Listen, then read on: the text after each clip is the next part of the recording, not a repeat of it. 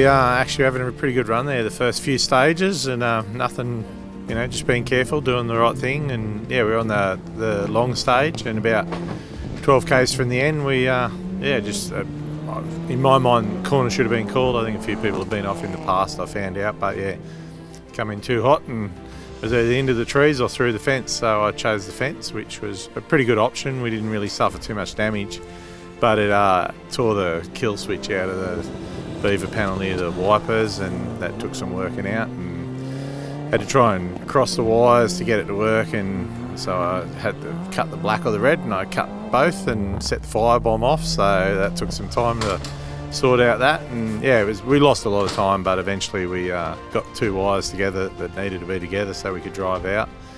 And yeah, we've just been soldiering on for the rest of the day. I think it's important to keep running and just keep sorting the car out. It's going really well, so we'll see what it's got for the rest of the event.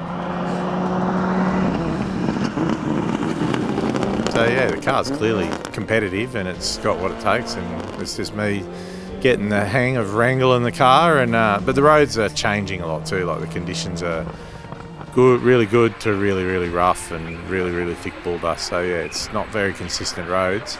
But yeah, the car's eating it up. So yeah, so long as I keep it in the middle of the road, it's a good thing.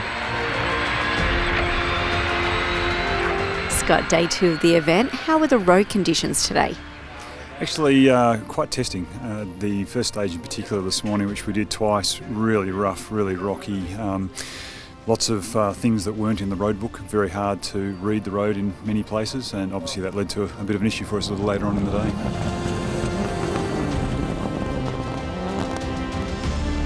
Glenn drove terrifically, and we really felt we were taking no risks. We were driving well within ourselves and driving to the conditions and driving to what we could see. And the times really showed just how much on the pace Glenn is. Just very unfortunate that there was a tightening left-hander on a crest after a very long straight or section of fast corners. Wasn't in the road book, and it caught us out, unfortunately. Scott, you've obviously sat in a variety of cars. What's this particular car like to sit in? Oh, look, it's terrific. I really enjoy getting into this car, and that's why I was really excited when Glenn offered me the opportunity last year and again this year. My rallying career started off in, as many people's did, in Corollas and Datsuns and the like from the 70s and I guess into the early 80s. And then, like a lot of people, I stepped straight into Subarus and Mitsubishi, so I really missed this era of cars. So jumping into this car last year was just a whole lot of fun, and it's an interesting car because it really is a bridge, I guess, across that gap where you're stepping into much better technology than obviously the cars of the 70s and the 80s with the four-wheel drive and the turbo and so on. But it's just a great car to be in. It feels comfortable, and as I said, it does everything you want it to do, and it feels like a real rally car should. So really enjoy being in the car, and really enjoy being with Glenn, who just drives it the way it should, but with always a little bit in reserve.